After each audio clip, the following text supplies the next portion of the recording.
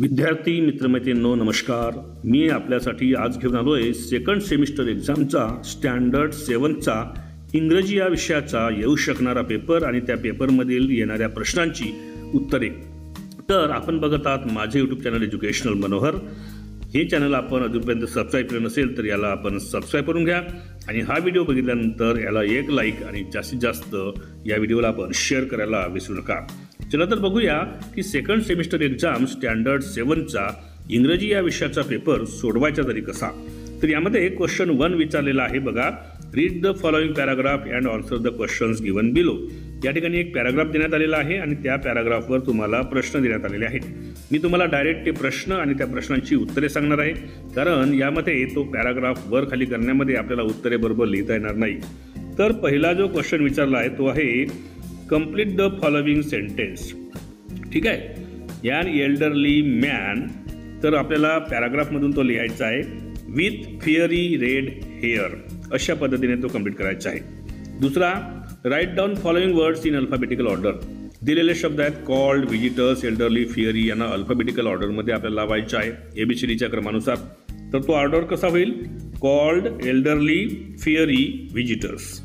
त्यानंतर तिसरा आहे he was conversing with a visitor, add a question tag. तर याचा ॲड अ क्वेश्चन टॅग कसं करू आपण? He was conversing with a visitor, comma द्यायचा आहे आणि लिहायचा आहे वॉजचा वॉजंट, ही आणि शेवटी क्वेश्चन मार्क। त्यानंतर question 4, who you would like to be make in future, why. तुम्हाला भविष्यात काय बनायचं आहे आणि का बनायचं आहे? तर याचं उत्तर आपण लिहू I like to be a soldier because I like to serve my country and my country's people. I also like to protect the people. अशा पद्धतीने आपण या ठिकाणी त्या दिलेल्या प्रश्नाचं पर्सनल रिस्पॉन्स टाईप क्वेश्चन लिहू शकतो। समोर जाऊया, यामध्ये दुसरा पॅसेज लिहिला आहे पुन्हा बेबी पँगोलिनवरचा। तो पॅसेज आपल्याला बघितल्यानंतर समोर त्याच्यावरच्या प्रश्नांची उत्तरे लिहायची आहेत। जसं पहिला प्रश्न या ठिकाणी विचारला आहे बघा, what did mama pangolin do, व्हाय।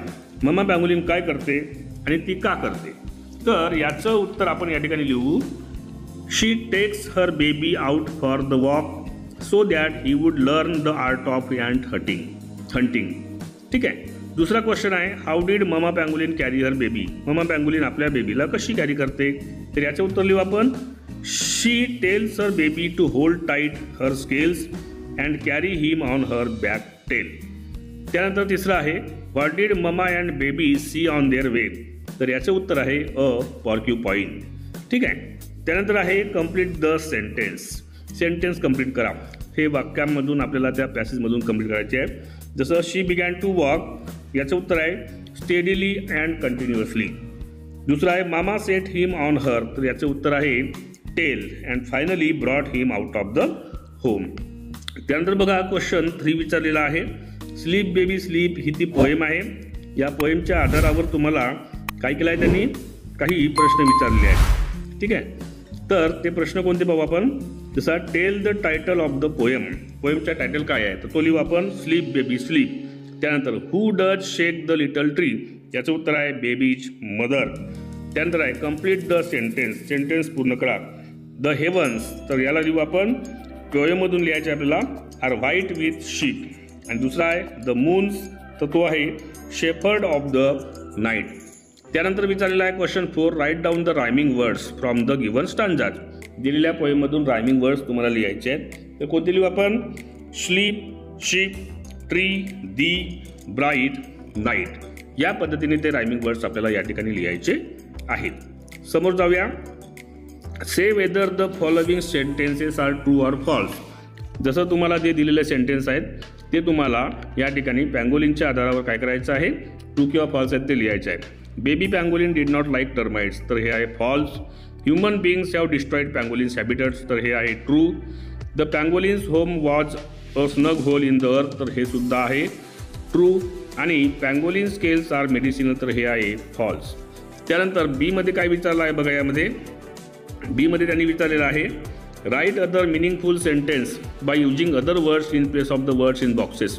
दिलेल्या सेंटेन्समध्ये जे बॉक्समध्ये वर्ड्स आहेत त्यांना तुम्हाला रिप्लेस करायचे आहे दुसऱ्या शब्दांनी आणि वाक्य पुन्हा लिहायचे आहे। जसं लिहू पहिला दिस इज हाऊ वी, तर होईल play cricket. We will go and eating न करता आपण लिहू for dinner today.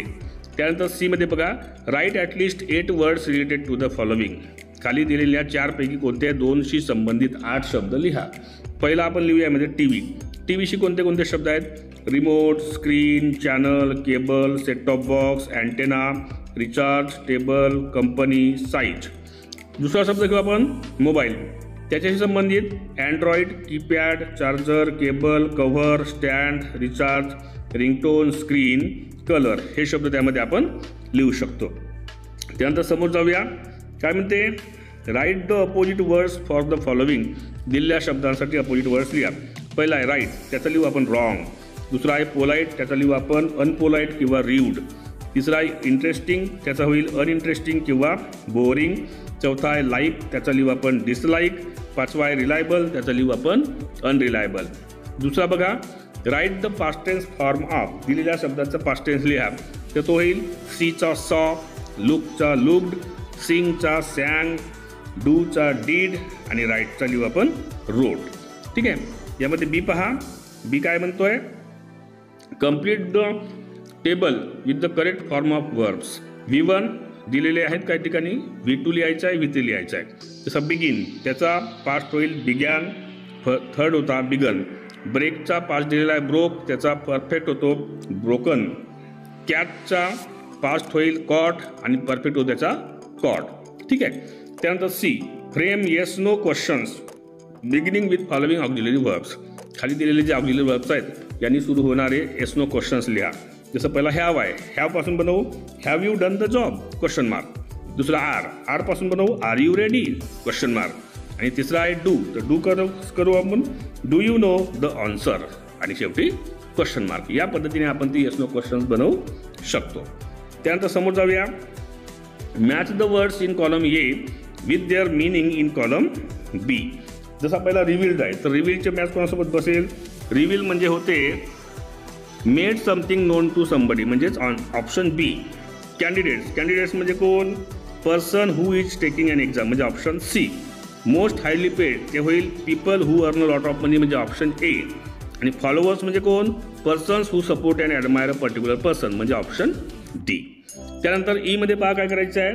Find and write the subject and object in the following sentence. दिलेल्या सेंटेन्समधले तुम्हाला सब्जेक्ट आणि ऑब्जेक्ट शोधून काढायचे आहेत. जसं पहिला आहे शी बिगॅन टू डेव्हर टर्माइट्स, याचं होईल सब्जेक्ट आहे शी, ऑब्जेक्ट आहे termites. They search for our holes, subject आहे दे, ऑब्जेक्ट आहे अवर होल्स. तिसरा शी बिगॅन टू वॉक स्टेडीली, तर याच्यामध्ये सब्जेक्ट होईल शी आणि ऑब्जेक्ट होईल टू वॉक. ठीक आहे. अशा पद्धतीने आपण सब्जेक्ट आणि ऑब्जेक्ट लिहू शकतो.